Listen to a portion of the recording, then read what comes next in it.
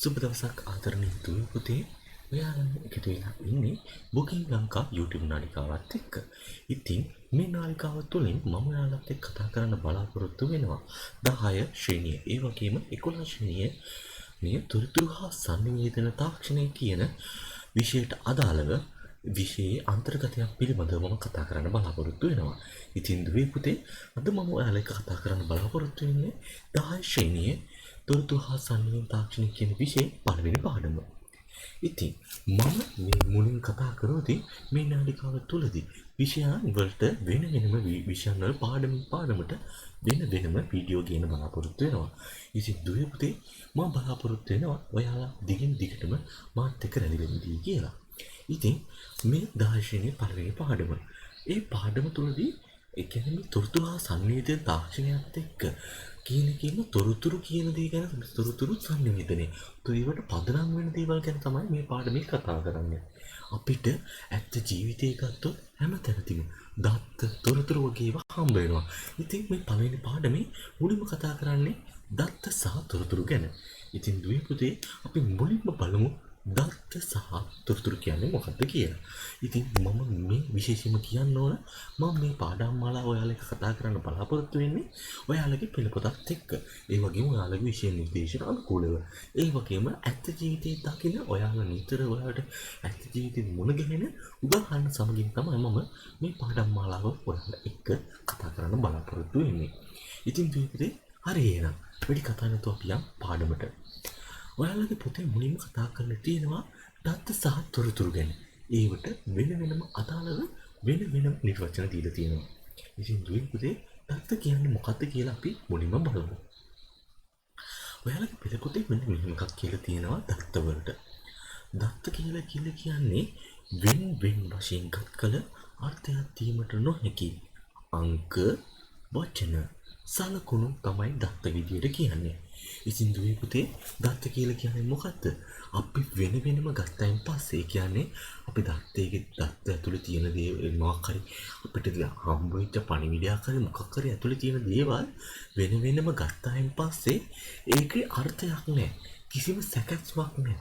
අපිට කිසිම වැඩකට ගන්න බැරි මොනවා හරි කරුණු එහෙම නැත්නම් ඉලක්කම් සෙට් එක ඉලක්කම් සමූහයක් එහෙම නැත්නම් මොකක් හරි සංකේත සමූහයක එකතුවක් විදිහට දුවේ පුතේ අපිට දත්ත කියලා කියන්න පුළුවන්. ඉතින් මේ දත්තවල කවුරුවත් කිසිම ආකාරයක සකස් කිරීමක් කළේ නැහැ. ඒ කියන්නේ ඒ දත්තවල අර්ථයක් නැහැ. අපිටම වැඩකට ගන්න බෑ. ඒක ගැන තමයි කියන්නේ. ඒක ඉතින් දත්ත තියෙන පුළුවන් ආකාර ගත්තොත් දත්ත තියෙන පුළුවන් අංක විදියට එහෙම නැත්නම් වචන ටිකක් විදියට සලකුණු ටිකක් විදියට දත්ත තියෙන පුළුවන්. ඒ වගේම තමයි දුවේ පුතේ මේ දත්ත එක්ක ගුණගත කරලා ඒ සකස් කරලා එන අපිට ලැබෙන දෙයට තමයි තොරතුරක් කියලා කියන්නේ. ඒ තොරතුරක් කියලා කියන්නේ මොකක්ද එතකොට? තොරතුරක් කියලා කියන්නේ දත්ත සකස් කිරීමෙන් අපිට ලැබෙන දේ තමයි අර්ථවත්ව ලැබෙන දේ තමයි තොරතුරක් කියලා කියන්නේ. ඉතින් ඔයාලා හිතන්නකෝ අපි දැන් දත්ත බලපිය ආකාර ගැන කතා කරන්නේ වචන සෙට් එක, සංකේත සෙට් එක, නම්බර් සෙට් එක මේවා අර්ථයක් ලැබෙන විදියට සකස් කරලා එහෙම නැත්නම් ගුණගත කරලා ලැබෙන දේ තමයි අපිට තොරතුරක් කියලා කියන්නේ.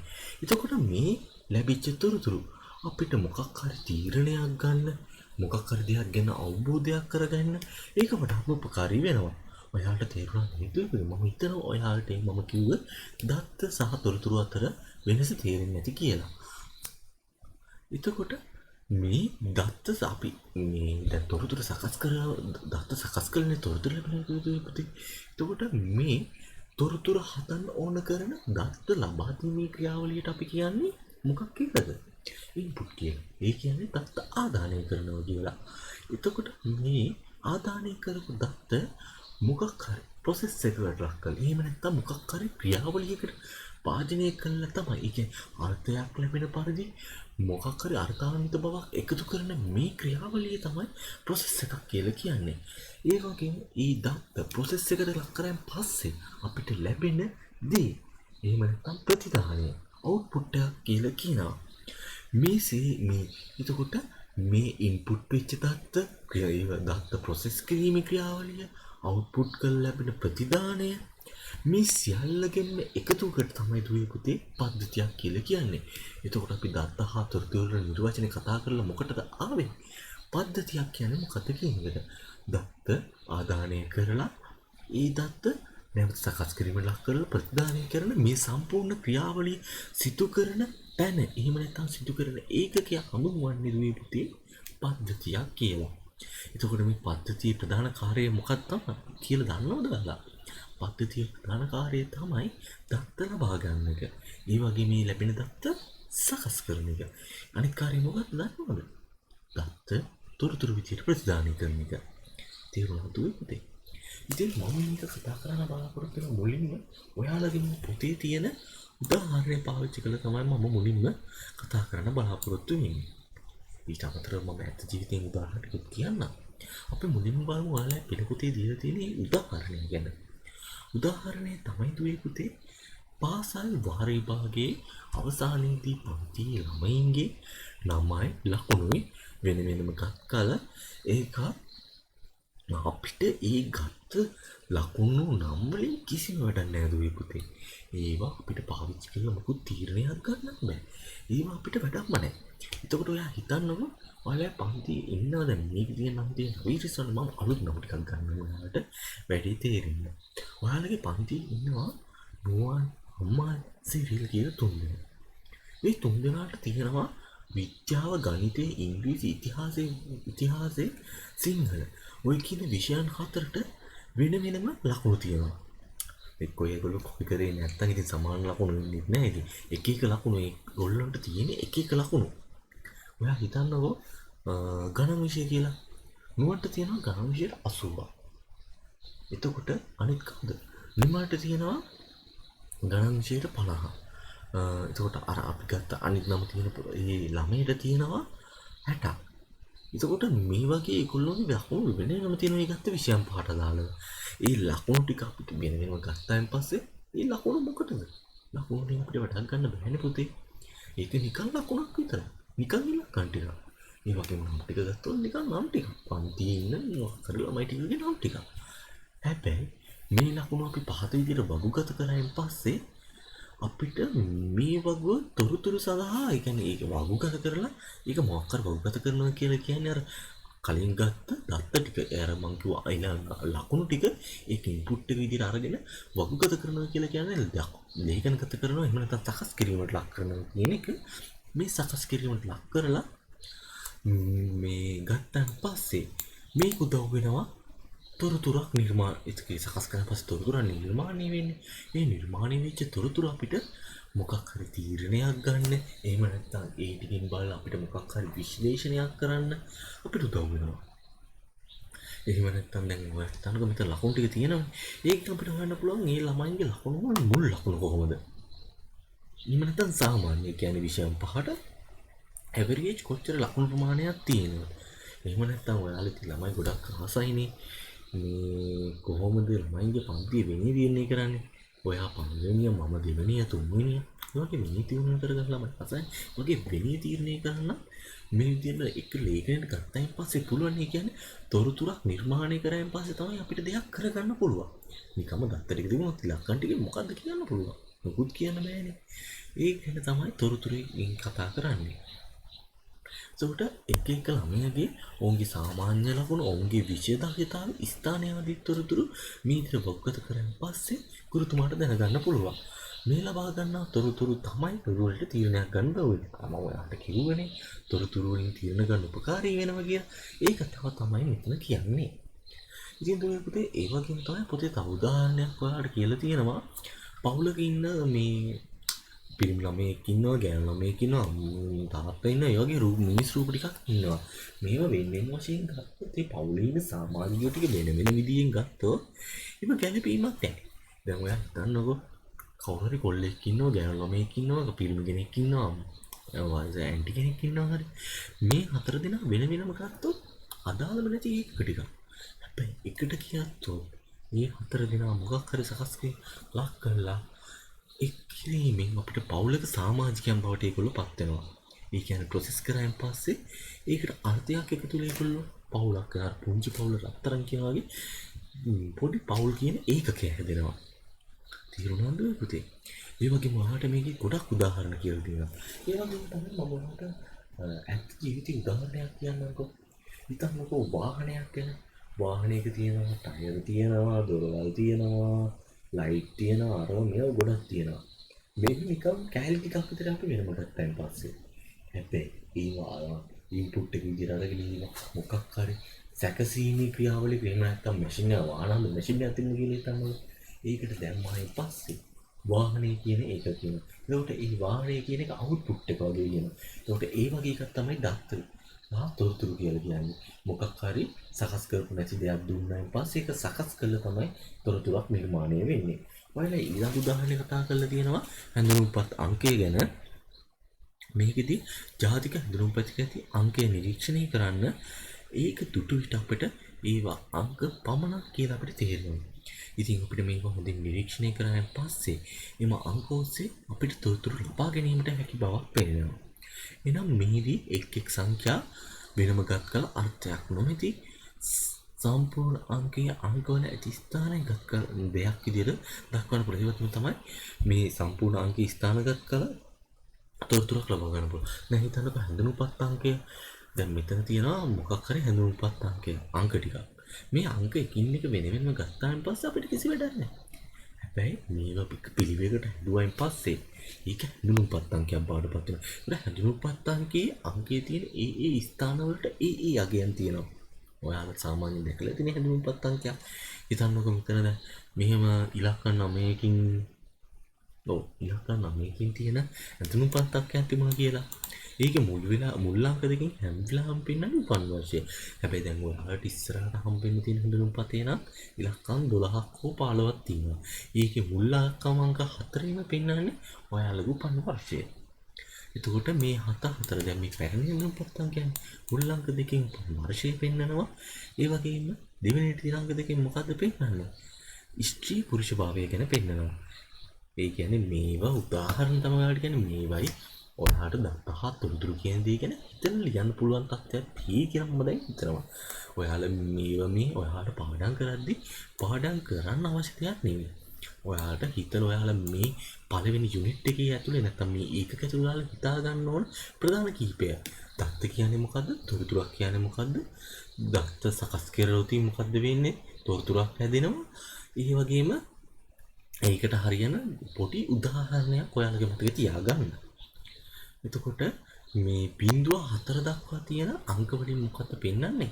පුරුෂයෙක් කියලා පිරිමි කෙනෙක්ද කියලා පෙන්වනවා. ඒ කියන්නේ දුවේ පුතේ පුතෙක් නම් ඔයාගේ අංකයේ බිඳුවත් 4ක් දක්වා මේ තුන්වෙනි තියෙන අංකය පෙන්වනවා. හැබැයි දුවෙක් නම් දුවේ පුතේ 5 9 4 අංක වලින් එකක් ආවොත් 6 7 8 කියන වගේ අංක වලින් එකක් ආවොත් ඒක දුවේද කියලා හඳුනුම්පතගේ ස්ත්‍රී හඳුනුම්පත ස්ත්‍රීකද කියලා හඳුනුම්පත බලා ගන්න පුළුවන් වෙනවා. ඉතින් ඔයාලට හිතලා ඔයාලා බලන්න මේ වගේ තව උදාහරණ මොනවද අපිට හිතෙන්නේ කියලා. ඒ කියන්නේ ගන්න පුළුවන් මොන වගේ මේ උදාහරණද දත්ත සහ තොරතුරු වෙන්නේ හඳුනා ගන්න. ඒ වගේ ඔයාලා හිතලා තියාගන්න ඔයාලට හොඳ මතකයක් දත්ත සහ තොරතුරු ගැන ලැබෙයි කියලා මම හිතනවා. හරිද පුතේ? දැන් අපි කතා කරන්නේ දත්ත සහ තොරතුරු ගැන. මම හිතනවා ඔයාලට පාඩම තේරෙන්නේ නැති කියලා. ඔයාලට තේරෙන්නේ නැති දෙයක් තියෙනවා නම් ඔයාලා මේ වීඩියෝ එකට කමෙන්ට් කරන්න යන්න. මම ඕනම වෙලාවක මගේ කාලේ වෙන් කරලා නැවතත් මේ පාඩම මතක් කරන්න සූදානම් වෙලා ඉන්නවා. හරි. එහෙනම් අපි යන් අපේ ඊළඟ ඒකකය ගැන පද්ධතියක් ගැන කතා කරනවා. දැන් මම උඩදී කිව්වනේ ඔයාලට මෙන්න මෙතනදී පද්ධතියක් කියන දී මොකද්ද පද්ධතියක් එකතු වෙලා තියෙන මොන වගේ එකතු වෙන්ද කියලා.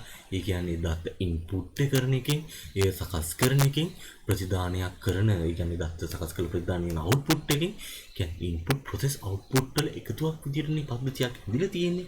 ඒ හැදිච්ච පද්ධතියේ සංගඨන ඒ හැදිච්ච පද්ධතිය ගැන තමයි මේ 1.2 නැත්නම් මේ පාඩම් එකකේ තුලදී ඔයාලා එක කතා කරන්නේ. හිතන්න පුතේ එදා මේකේ මම දැන් ඔයාලට නිකන් මේකේ ඔයාලා පාඩමේ දීලා තියෙන කොටස පොඩ්ඩක් කියවන්න යනවා. ඒකේ කියලා තියෙනවා ඉතා පැහැණ පන්සලක් හෝ වෙනත් උපකරණයක් ආධාරයෙන් දත් සකස් කරගත් මිනිසා අද පරිගණකයේ භාවිතයෙන් දත් සකස් කරගන්නවා කියලා. ඉතින් මේ පදෙන් කියලා තියෙන ලොකු කතාවක් ඒකට තියෙනවා. ඔයා හිතන්නකෝ ඔයාලා දුවේ පුතේ පරිගණක නැති කාලේ මිනිස්සයා කොහොමද මිනිසා දත්ත සකස් කරේ දත්ත තොරතුරු හුවමාරු කරේ එදා ඒ කියන්නේ මේ පරිගණක නැති කාලේ ඒගොල්ලෝ අසීරු ක්‍රම වලින් තමයි මේව කරේ. හැබැයි දැන් කොහොමද? දැන් පැරින්සල් බෑන් මොකුත් නැතුව කෙලින්ම පරිගණක ආධාරයෙන් තමයි දත්ත සකස් කරගැනීම කරන්නේ. එතකොට පද්ධතියක් කියන්නේ මොකද්ද? පද්ධතියක් කියලා කියන්නේ දැන් අර පද්ධතියක හැදිලා තියෙන විදිය ගැන මම කලින් කිව්ව ඉන්පුට් ප්‍රොසෙස් අවුට්පුට් වලින් හැදිලා තියෙනවා කියලා. අපි දැන් කතා කරමු ඇත්තටම පද්ධතියක් කියන්නේ මොකද්ද කියලා. ඉතින් දුවේ පුතේ පද්ධතියක් කියලා කියන්නේ ඔයාලා පෙළ පොතේ කියලා තියෙනවා පද්ධතියක් කියලා කියන්නේ යම් කිසි කාර්යයක් ඉටු කර ගැනීම සඳහා සංකත කිහිපයක් එකිනෙකට සම්බන්ධව ක්‍රියා කරනවා. ඒක තමයි පද්ධතියක් කියලා තියෙන්නේ.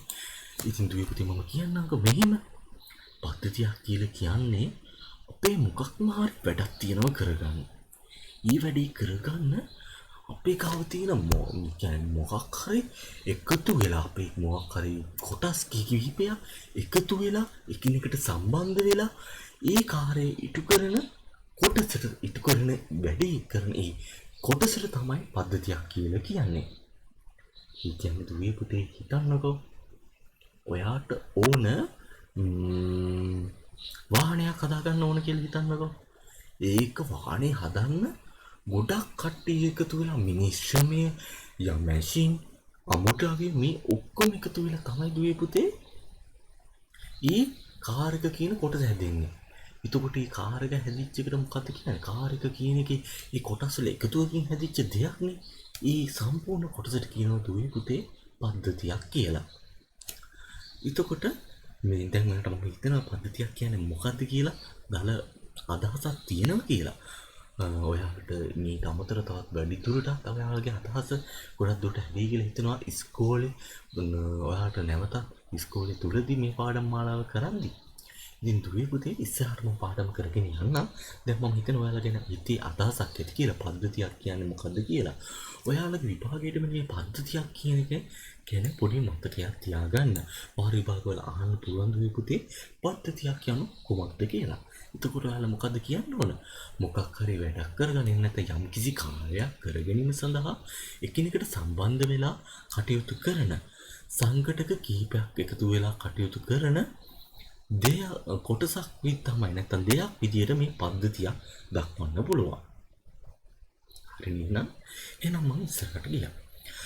රූපයේ 1.3 දැක්වෙන පරිදි පරිගණකය අප විසින් ලබා දෙනු ලබන දත්ත අපගේ විධානයන්ට අනුව සකස් කර අපට අවශ්‍ය තොරතුරු ආකාරයට අපිට ලබා දෙයි. එබැවින් පරිගණක පද්ධතියක් විදියට හඳුන්වන්න පුළුවන්. ඉතින් දුවේ පුතේ මම කිව්වනේ අර යම් කිසි කාර්යයක් ඉටු කර ගැනීම සඳහා සංගඨක කිහිපයක් එකතුව කටයුතු කරන එකනේ පද්ධතියක් කියන්නේ. එතකොට අපිට තොරතුරු ලබා දීම සඳහා තොරතුරු ලබා දීමේ කාර්යය සඳහා දත්ත ලබාගෙන ඒවා ඒ තියෙන පද්ධතිය තුළ තියෙන එකිනෙක සංගඨක එකතු වෙලා ක්‍රියා කරලා දත්ත තොරතුරු බවට පත් කිරීමේ ක්‍රියාවලිය කරන එකට තමයි කරන ඒ සම්පූර්ණ කොටසට පද්ධතියක් කියලා කියනවා. ඒ කියන්නේ දත්ත තොරතුරු බවට හැරවීමේ මේ හැරවන උපකරණය එහෙම නැත්නම් හැරවීමේ ක්‍රියාවලිය පද්ධතියක් කියලා කියනවා. ඒකට මේ දත්ත තොරතුරු බවට හරවන්නේ දැන් වර්තමාන පාවිච්චි කරන පරිගණකය. ඒ නිසා පරිගණකය අපිට පද්ධතියක් කියලා දක්වන්න පුළුවන්. අපිට දිනදා ජීවිතය අපි දැක්තර අර්ථ ජීවිතයේදී මේ වගේ පද්ධති ඕන තරම් දකින්න පුළුවන් දුවේ පුතේ. මේ දැන් ඔයාලට මේ රූප සටහනේ පේනවනේ. දත්ත ලබා ගැනීම, දත් සකස් කිරීම, වගේම අවශ්‍ය තොරතුරු ප්‍රදානය කිරීම කියලා. ඉතින් දුවේ පුතේ මේකට අමතරව දැන් මෙතන මේ පරිගණක පද්ධතියේ කොටස් තුනක් කතා කරලා තියෙනවා. ඒකට ඔයාලගෙන් සමහරවිට අහන්න පුළුවන් පරිගණක පද්ධතියේ මූලික සංගඨක තුනක් නම් කරන්න. ඒකට ඔයාලා ලියන්න ඕන මොකන්ද? ආදානය, සැකසීම, ප්‍රතිදානය. ඊට අමතරව දත්ත ගබඩා කිරීමත් ඔයාලට උසස් පන්තිවලදී මේ පද්ධතිය සංගඨක විදියට කතා කරනවා. ඔයාලා මේ තුන ගැන අදහස් තියාගත්තොත් හොඳටම ප්‍රමාණවත් වෙනවා කියලා මම හිතනවා. මොකද ඔයාලා පෙළ පොතේ සටහන් වෙන්නේ මේ තුන ගැන විතරයි. ඒ වගේම තමයි එදිනදා ජීවිතයේදී බහුලව භාවිතා වන අතර මේ කියන්නේ පද්ධතිය අපිට ඇත්ත ජීවිතේ කුඩාම හම්බ වෙනවා. එතකොට මේ පහල කතා කරලා තියෙන්නේ මෙතන මේ යටි ටික කතා කරලා තියෙන්නේ ඒ වගේ අපිට ඇත්ත ජීවිතේ හම්බ වෙන උදාහරණ ටිකක් ගැන තමයි කතා කරලා තියෙන්නේ. එතකොට මුලින්ම කතා කරලා තියෙනවා බැංකු පද්ධතියක් ගැන. එතකොට බැංකු පද්ධතිය මොකද්ද වෙන්නේ? ඒ කියන්නේ බැංකු පද්ධතිය ඊයේ පාවිච්චි වෙන ATM මැෂින් එකේ. එතකොට ATM මැෂින් එකත් පද්ධතියක් විදිහට අපිට ගන්න පුළුවන්. මම දැන් කතා කරනවා කොහොමද ඒක පද්ධතියක් වෙන්නේ කියලා. ඔයාලා ඉතින් දැකලා ඇතිනේ ඔයාලට අම්මලා තාත්තට හම්බෙලා තියෙන බැංකු කාඩ් එක. බැංකු කාඩ් කාටේ ඔයාලා පිටිපස්සේ දැකලා කළු පාට තීරුවක්. ඒක චුම්බක පටියක් කියලා. චුම්බක තීරුවක් කියලා කියන්නේ මැග්නටික් ස්ට්‍රිප් එක. ATM මැෂින් එකේ තියෙනවා චුම්බක තීරු කියවන. කාඩ් එක දැම්මයින් පස්සේ මැෂින් එකට ඒකේ තියෙන data තහවුරු කරගෙන දත්ත කාඩ් එකේ තියෙන දත්තයක් මේක දත්තයක් විදිහට සැලකුවන් පස්සේ ඒක මැෂින් එකට දුන්නාන් පස්සේ අපෙන් ගන්නවා තවත් මුරපදය. මුරපදය අරගෙන ඒක සකස් කිරීමට ලක් කරලා ඔයාට කොච්චර මුදල් ඕනද? ඔයාට කොච්චර ඔයාගේ දැන් තියෙන ශේෂය කොච්චරද? ඒ වගේම මුරපදේ වෙනස් කරන්න ඕනද? මේ කියන කාර්යය වගේ තොරතුරක් අපිට පිළියෙට ලබා දෙනවා. ඒ වගේම තමයි ඔයාලයි සමහරට අම්මලා තාත්තලා යන රැකී ආරක්ෂාවල ඇති ඔයාලා සමහරට දැකලා නැතුව ඇති සමහරට ඔයාලා ඉගෙන ගන්න ඉස්කෝලේ තියෙන්න පුළුවන්. පැමිණීමේ වාර්තා කරන ආයතනවල තියෙන ඇඟිලි සලකුණු කියන යන්ත්‍රය. අපි ඇඟිලි සලකුණ එතනින් තියුවන් පස්සේ ඒ කියන්නේ අපි ඇඟිල්ල ගිහින් තියුවන් පස්සේ මැෂින් එකකින් ඇඟිල්ලේ ෆින්ගර්ප්‍රින්ට් එක කියලා ඒක සකස් කරලා අපි පැමිණි වෙලාව ඒ වගේම පිට වූ වෙලාව ගැන සඳහනක් ඔටෝමැටිකලි ඒ අදාළ සිස්ටම් එකේ සේව් කරගන්නවා. ඒ වගේම තමයි QR කෝඩ් එක. QR කෝඩ් එක දැන් ඔයාලා ඔන්න තරම් දැකලා ඇති නේද? මේ පවතින කොවිඩ් සංකේත තත්ත්වයක් එක්ක QR කෝඩ් වල යන තැන සටහන් කරන්න මේ හඳුරාජී හඳුන්වා දුන්නු QR කෝඩ් එකත් සමග වැඩපිළිවෙලක්. ඒ QR කෝඩ් එක ගැන ඔයාලා මම හිතන්නේ පොඩ්ඩක් දැනුවත් ඇති. QR කෝඩ් එක කියන්නේ මෙන්න මේ රූප සටහන් වල තියෙන වගේ සමචතුරාර්ය වගේ කොටුවක තියෙන මේ සංකේතයක්. මේක QR කෝඩ් කියවන්න පුළුවන් වෙනම ඩිවයිස් තියෙන. ඒ වගේම ජංගම දුරකථනයෙන් කියවන්න මේ මුදුකාංග හදලා තියෙනවා ඇප්ලිකේෂන් හදලා තියෙනවා. ඒ වයින් කියවලා මේ එතකොට මේ QR කෝඩ් එක දත්ත විදිහට අරගෙන මොබයිල් ෆෝනෙන් කියවුවන් පස්සේ ස්කෑන් කරන process එකට ලක් වුණාන් පස්සේ ඒකට අදාළ තොරතුරු අපිට අවුට්පුට් එක දෙනවා. සමහර වෙලාවට ඒක තුල තියෙන පුළුවන් වෙබ් පිටවයකට යන ලින්ක් එක නැත්නම් ඩේට් එකක් එහෙම නැත්නම් මුදලක් වගේ ඒවා දක්වන්න පුළුවන්. ඒ වගේ විවිධ පොළ තොරතුරු සැකසීම. ඒක දිගාට මම මෙහෙම කියන්නම්. දත්තයක් විදිහට ගන්නවා විවිධ පොළ තොරතුරු සැකීමේදී කොච්චරක් විකුණාද? මිලදී ගැනීම කොච්චරද? විකුණනවද කොච්චරද? ආදායම කොච්චරද? ඒ වගේම ලාභය කොච්චරද කියලා දත්ත ආදානයේ විදිය දත්ත විදිහට ආදානය කරගෙන පස්සේ ඒක පිළිවෙලකට හදනවා. හිතන්න ජනවාරි වල ආදායම මෙච්චරයි, පෙබ්‍රුවාරි ආදායම මෙච්චරයි, ඒ විදිහට මාස 12 ආදායම මෙච්චරයි කියලා අරගෙන ඒක සකස් කිරීමට ලක් කරලා ඒක ප්‍රතිදානයේ විදිහට කියන්නේ ඒක නැවත සකස් කිරීමට ලක් කරලා දෙනම තොරතුරක් විදිහට අපිට එහෙම නැත්නම් ව්‍යාපාරයට ඔය ව්‍යාපාර දුරනේ ඔය ව්‍යාපාරයක තුන දැන් මේ කතා කරන්නේ. ඒත් ව්‍යාපාරයේ ඉන්න සමහර වෙලාවට ව්‍යාපාර වල බිස්නස් ඇනලිස්ට් නැත්නම් ව්‍යාපාරය ගැන අදහස් තියෙන ව්‍යාපාරයේ තීරණ ගන්න පුද්ගලයෝ ඉන්නවා. ඒකවල තීරණ ගන්න ඒ ආපු දත්ත සකසලා තොරතුරු ප්‍රයෝජනට ගන්නවා. හිතන්න කර දත්ත වලින් මොනවද හදන්න පුළුවන් කියලා. හිතන්න ඔයාලට වාර්ෂික ආදායමක් හදන්න පුළුවන්. නැත්නම් වාර්ෂික ආදායම මෙච්චර වාර්ෂික වියදම මෙච්චර ශුද්ධ ලාභ මෙච්චරයි කියලා තොරතුරු හදා ගන්න පුළුවන්. මේ තොරතුරු කොච්චර දේවල් කරගන්න පුළුවන්ද කියලා ඔයාලට හිතෙනවා නේද පුතේ? ඔයාලට මම හිතනවා මේ මම කතා කර මේ පෙර පොතේ තියෙන උදාහරණ හොඳටම ප්‍රමාණවත් කියලා පද්ධතියක් කියන්නේ මොකක්ද කියලා තීරණය කරගන්න. එතකොට මේ විදියට අර ව්‍යාපාරයේ ආපු විකුණුම් වල දත්ත ටික අරගෙන සකස් කරලා තොරතුරු කරන් තීරණ ගන්න පුද්ගලයන්ට දෙන සම්පූර්ණ කොටසට කියනවා පද්ධතියක් කියලා. ඒක පද්ධතියක් කියලා කියන්නේ මොකද කියලා දුවේ පුතේ ඔයාලට තීරණයක් තියෙද? පද්ධතියක් කියලා කියන්නේ මොකක් හරි කාර්යයක් ඉටු කර ගැනීම සඳහා එකිනෙකට සම්බන්ධව ක්‍රියා කරන සංගঠন කිහිපයක එකතුවක් විදිහට දුවේ පුතේ පද්ධතියක් කියන එක අපිට දක්වන්න පුළුවන්. ඉතින් දුවේ පුතේ මම දැන් මෙතන කතා කරා පද්ධතියක් කියන්නේ මොකද්ද? දත්ත කියන්නේ මොනවද? තොරතුරු කියන්නේ මොකද්ද කියලා. ඊළඟට මොකද වෙන්නේ පුතේ? දැන් මෙතන අර බාකෝඩ් QR කෝඩ් එකගේ වෙන දේම තමයි බාකෝඩ් එකකින් වෙන්නේ. ඒ වගේම බාකෝඩ් එක ඇතුළත් වෙලා තියෙන ඔයාලා ලියන සමහරට කොපි පොතේ තියෙනකොට එහෙම නැත්නම් ඔයාලට හොඳම උදාහරණ ඔයාලා පෙළ පොතේ පිටිපස්සේ තියෙන බාකෝඩ් එක. බාකෝඩ් එකේ මේ වගේ ලියා ප්‍රකාශන අංකය වගේ දේවල් බාකෝඩ් එක ඇතුළත් වෙලා තියෙනවා. බාකෝඩ් එක කියවුවයින් පස්සේ ඊට වඩා වැඩි දේවල් සමහරට පොතේ මිල කවුද මේක රචනා කිරීමට සම්පාදනය මණ්ඩලයේ හිටියේ ඒ වගේ තොරතුරු ඒක ඇතුළත් වෙන්න පුළුවන්. ඊළඟට දුවේ පුතේ අපේ මේ කතා කරනවා දත්ත සකස් කර ගැනීමේ තොරතුරු ලබා ගන්නා අතර එම තොරතුරු තීර ගැනීම සඳහා යොදාගත හැකි බවට අපිට උඩින් කතා කරපු ඒවා පැහැදිලි වෙනවා. ඒ කියන්නේ පද්ධතිය ඇතුළේ වෙන වැඩපිළිවෙල නිසා අපිට ඒව මොකක් හරි තීරණ ගන්න පාවිච්චි කරන්න පුළුවන්. එහෙම නැත්නම් දත් සකස් කරලා අපි තොරතුරු හදාගන්න එකකින් කරා වැඩක් තියෙන්න ඕනේ. කියන්නේ අර්ථයක් ලැබෙන විදිහින් අපි හදාගන්නේ. ඒව තීරණ ගන්න විශ්ලේෂණය කරන්න අපිට ප්‍රයෝජනට ගන්න පුළුවන්. හැබැයි එහෙම ගත්ත කියලා දුවේ පුතේ දත්ත සකස් කරලා තොරතුරක් හදාගත්ත කියලා ඒක මේ අපිට හැම වෙලාවෙම අපිට ඒක නිවැරදි තොරතුරක් විදිහට තීරණ ගන්නව පාවිච්චි කරන්න බැහැ තොරතුරක්. හැබැයි අපිට ඒක තීරණ ගන්න පාවිච්චි කරන්න බෑ. හැබැයි මොකද ඇයි අපි ඊළඟට බලමු මොකද තීරණ ගන්න සුදුසු වෙන්නේ කියලා. ඒ කියන්නේ තොරතුරුක ගුණාත්මක බව වැදගත් වන අතර එම තොරතුරේ ගුණාත්මක තිබිය යුතු ලක්ෂණ සමහරක් හතක් වෙනවා. හිතන්න දුවේ පුතේ බෙහෙත් තියෙනවා.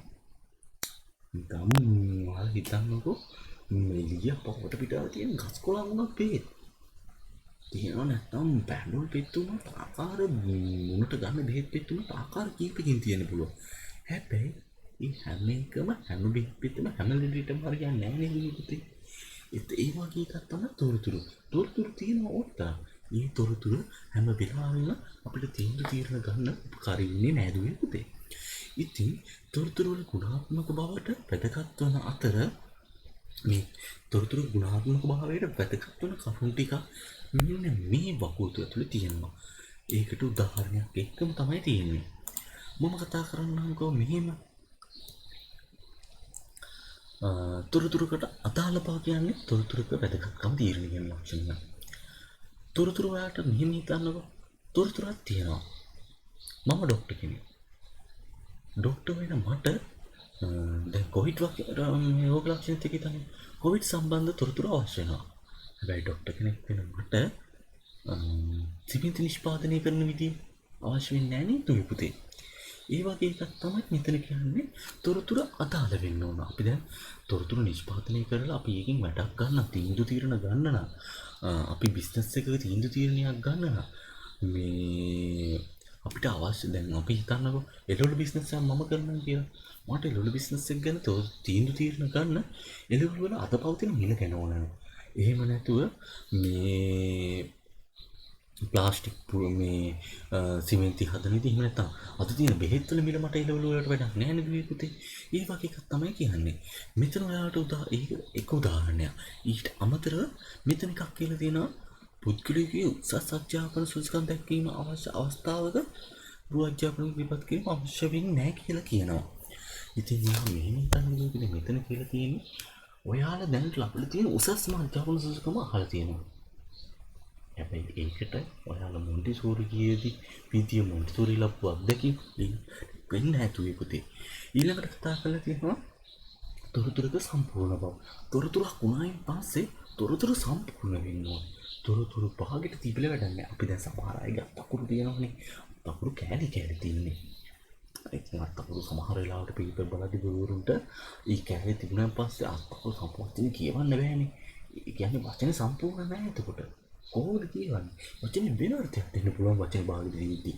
ඒ වගේ එකක් තමයි තොරතුරක් වුණා තොරතුරු භාගයට තිබිලා වැඩක් නැහැ. භාගයට තිබුණ සමහර විට අදාළම නැති වෙන තොරතුරක් දෙන්න පුළුවන්. තොරතුරු සම්පූර්ණ වෙන්න ඕන දුවේ පුතේ. මෙතන කියලා තියෙනවා රටක එක පුද්ගල ආදායම ගණනය කිරීම සඳහා පොඩි ප්‍රමාණයක තොරතුරු තිබිලා වැඩක් නැහැ. තියෙන්න ඕන ඒක පුද්ගල ආදායම ගණනය කරන්න ඔක්කොම ආදාය ලබන පුද්ගලයන්ගේ විස්තර තියෙන්න ඕන. ඒ වගේ එකක් තමයි මෙතන කියලා තියෙන්නේ. ඊට අමතරව ඔයාලා හිතුව සම්පූර්ණ වෙන්න ඕන අංග සම්පූර්ණ බව පෙන්වන තොරතුරක හිතන්නකො පන්තියේ විනය තීරණය කරන එකට පන්ති බලන්න බාගේ ලකුණු තිබිලා වැඩක් නැහැ නේද? ඒ ළමයි පාගින්නේ හැබැයි ඒ ලිස්ට් එකේ නැත්තම් පන්තියේ වැඩ පුළුවන් හොඳම ළමයා වින්ද පන්තියේ පළවෙනි හිටියේ නැත්තම් වැඩක් නැහැ විනය තීරණය කළා. ඒ කියන්නේ සම්පූර්ණ නැතුව ඒ වගේ එකක් ගැන තමයි කතා කරන්නේ. ඒ වගේම තමයි දුවේ පුතේ නිර්වච්‍යතාවය. තොරතුරක් වුණායින් පස්සේ හරි වෙන්න ඕන. තොරතුර හරි වෙන්න ඕන. හරි තොරතුරක් වෙන්න ඕන. වැරදි තොරතුරක් තිබිලා වැඩක් නැහැ. හිතන්නකෝ අද සුනාමියක් එනවා. දැන් මොකක්ද හිතන්නේ දුවේ පුතේ? සුනාමිය එනවා කියන එකට එනවා කියන එකට ඇමරිකාවේ එන සුනාමියකට ලංකාවට එනවා කියලා කිව්වොත් කොහොමද? හරියන්නේ නැහැ. කියන්නේ බොරුවක් නේද? ඒ වගේ වැරදි තොරතුරු ලැබිලා වැඩක් නැහැ. මේක උදාහරණයක් තෝරලා කියනවා රෝගියෙකු පිළිබඳ වැරදි තොරතුරු වෛද්‍යවරයෙකුට ලබා දුන්නොත් රෝගියාට අනතුරක් වෙන්න පුළුවන්. එතකොට මේ වගේ මේ ලක්ෂණ තියෙනවා අනිවාර්යයෙන්ම තීරණ ගන්න නම් තීරණයේ තොරතුරක ලක්ෂණ අනිවාර්යයෙන්ම තියෙනවා. මේ කියන්නේ තොරතුරක ක්වොලිටි එක ගුණාත්මක බව තීරණය වෙන්නේ මේව මත. ඒ වගේම තමයි තොරතුරක කාලීන බව. තොරතුරක් හරියටම තියෙන තත්ත්වයට ගැලපෙන්න ඕන. කාලීන වෙන්න ඕන. එතකොට තොරතුරක් සෑම විටම යාවත් කාලීන වෙනවා. අද දින ලබා ගන්නා කාලගුණ වාර්තා ඊට දිනයට බලංගු වෙන්නේ නැහැ. වගේ මම කලින් ගත්ත උදාහරණයක් කියන්නකො හිතන්නකො මම වෙළඳ ව්‍යාපාරිකයෙක් අද තියෙන තොගමිල තමයි මම එළවලු විකුණන්නේ. හැබැයි මට ගිය සතියේ තිබිච්ච තොගමිලට එළවලු විකුණන්න බෑනේ. ඒ වගේ කතාවක් තමයි කියන්නේ තොරතුරු කාලීන වෙනවා. ඒ වගේම තමයි දුවේ පුතේ මෙතන නැති දෙයක් මම කියන්න. ඒක හොඳට මතක තියාගන්න. ඒක ඔයාලට අදහසක් සමහරට ඔට ඉස්සරහ 11 ශ්‍රේණිය ඉගෙන ගන්න ලැබෙයි. තොරතුරක කාලීන බව තීරණය වෙන වගේම තොරතුරක වටිනාකම් තීරණය වෙන්නේ මේ කාලීන භාවය. තොරතුරක් ඔයාලට ලැබුණු ගම තොරතුරන්ට උපරිම වටිනාකමක් තියෙනවා. හැබැයි පහුවෙන්න තොරතුරේ වටිනාකම් කාලයක් සමග අඩු වෙලා යනවා. මොකද යාපත් ගන්න ඕන පස්සේ වටිනාකම කාලයත් එක්ක අඩු වෙවි යනවා. ඒ වගේ දෙයක් තමයි කියන්නේ තොරතුරු ලැබුණු වෙලාවේ ඉහළම වටිනාකමක් තිබිලා කාලයක් එක්ක අඩු වෙවි යන එක. යනවා තොරතුරක වටිනාකම. එතකොට මේ කාලණය වීමත් එක්ක සම්බන්ධ වෙනවා ඒක. ඒක ඉස්සරහට මම කතා කරනවා. මේකට තොරතුරු හා සම්බන්ධ ස්වර්ණමය නීතිය නැත්නම් ගෝල්ඩන් රූල් එක විදිහට ඒක දක්වනවා. කියන්නේ තොරතුරු කාලීන වීම ඒකට අනුලෝම සමානුපාතික වෙනවා. ඒ වගේම තමයි පිරිවැය අවම වීම කියන එක. තොරතුරු නිෂ්පාදනය කරන්න වැඩි මුදලක් දීලා ඒ කියන්නේ අටු මුදලට නිෂ්පාදනය කරගන්නක් තියෙද්දි හැබැයි වැඩි මුදලක් දීලා ඒ තොරතුරුම නිෂ්පාදනය කරගන්නවා. සමහර රාජ්‍ය ඇමතිවරු වගේ නේද පුතේ. ඒ කියන්නේ සමහර වෙලාවට අටුවෙන් දෙයක් කරගන්න තියෙද්දි වැඩි මුදලක් දීලා කරගන්න එක. ඒ දීන් වැඩි මුදලක් දීලා කරන එක. එතකොට ඒකේ වටිනාකමක් නැහැ නේද අපිට? නමට වටිනවා. මෙච්චර වියදමක් ගියා කියන්න. හැබැයි ඒක ඇත්ත වටිනාකමක් නැහැ දුවේ පුතේ. ආයතනයක් තුළ ලාභීපීම් සම්වර්ධනය කිරීම සඳහා අවශ්‍ය සැලසුම් සකස් කිරීමට පෙර රැස් කිරීම බලාපොරොත්තු වෙන තොරතුරු වෙනුවෙන් අධික පිරිවැයක් දරා දැන් මෙතන කියලා තියෙන මෙහෙම එකක්. ආයතනයක් තියෙනවා. ආයතනයේ අපි ලාභ උපයන්න වේදිකම් තියෙන ආයතනයක් තුළ ඒ ලාභ උපයන ක්‍රම බලාපොරොත්තු වෙන්න හතනම තොරතුරු තීරණ ගන්න බලාපොරොත්තු. හැබැයි හදා ගන්න බලාපොරොත්තු තීරණ වලට වැඩි වටිනාකමක් වෙන් කරනවා. අර මේ සැලසුමේ අපි ක්‍රියාත්මක වෙන්න බලාපොරොත්තු වෙන දේවටත් වඩා තීන්දුව ගැනීමට වැඩි වියදමක් යොදනවා. වටිනවද ඒක? එහෙම වැඩි වියදමක් වල ආයතන ලාභයක් දිනු කළ වැඩක් නැහැ නේද? ඒකට ඒ ලාභය ඔක්කොම තීන්දුව ගන්න විදන් වෙලා ඉවරයි නේද පුතේ? ඒ වගේ එකක් ගැන තමයි කතා කරන්නේ. මේ පිරිවැයාව මෙතන මේ පහෙන්ම කතා කරනවා තොරතුරු වල ගුණාත්මක භාවයේ තීරණය වෙන ලක්ෂණ ගැන තමයි කතා කරන්නේ. මේ ගැන අනිවාර්යයෙන්ම දුවේ පුතේ මතක තියාගන්න ඕන. තොරතුරු ගුණාත්මක භාවයේ රැඳී පවතින සාධක කියලා ඔයාලගෙන් අහුවොත් මේ ගැන ලියන්න ඔයාලා මතක තියාගන්න ඕන දුවේ පුතේ. ඒ කියන්නේ තොරතුරක් අදාළ වෙන්න ඕන, අංග සම්පූර්ණ වෙන්න ඕන, නිර්වෘත්ති වෙන්න ඕන, කාලීන වෙන්න ඕන, පිරිවැය අවම වෙන්න ඕන. ඉතින් දුවේ පුතේ අදට මම මේ පාඩම් දෙක ගැන කතා කරලා අත් වීඩියෝ එක මෙතනින් නවත්තනවා. මොකද වීඩියෝ එක තවත් දික්ුණුදී ඔයාලට එපා වෙනවා අහන්න. එතකොට අලුත් වීඩියෝ එකකින් මම ඊටු ඒක ටික ගෙනෙනවා. ඉතින් දුවේ පුතේ දිගටම මාත් එක්ක එකතු වෙලා ඉන්න කියලා කියනවා. ඒ වගේම ඔයාලගේ යාළුවන්ට මාත් එක්ක එකතු වෙලා ඔයාලගේ මේ පාඩම් මාලාව ඉක්මනට ඉවර කරගන්න එකතු වෙන්න කියලා මාට කියනවා. ඉතින් මම බලාපොරොත්තු වෙන වීඩියෝ ටික ඉක්මනටම මේ වීඩියෝ ටික ඔයාලට ගේන්න ඔයාලගේ වර විභාගවලට සූදානම් වෙන්න පුළුවන් වෙන විදියට. ඉතින් දුවේ පුතේ එහෙනම් මම මෙතනින් නවතිනවා. නැවත වීඩියෝ ගෙනීමේ බලාපොරොත්තු වෙමි. ඉතින් මම යන්න කලින් වාට කියන්න වීඩියෝ එක සබස්ක්‍රයිබ් කරලා තියාගන්න, නොටිෆිකේෂන් ඔන් කරලා තියාගන්න. ඔයාලට තව දුරට මම වීඩියෝ එක දාපු අලුත් වීඩියෝ පාඩම් මාලාවේ වීඩියෝ දාපු ගමන් ඔයාලට අපිත් එක්ක එකතු වෙන්න පුළුවන් එසැනින්ම. එහෙනම් දුවේ පුතේ මම සමගන්නවා ඔයාලගේ යාළුවන්ටත් ඇහිලා දෙයක් ඔයාලගේ ජීවිතේට එකතු කරගන්න කියලා. ඉන්නකම මම එහෙනම් වීඩියෝ එක මෙතන නවත්තනවා. ඔයාලට සුබ දවසක්. ස්තුතියි.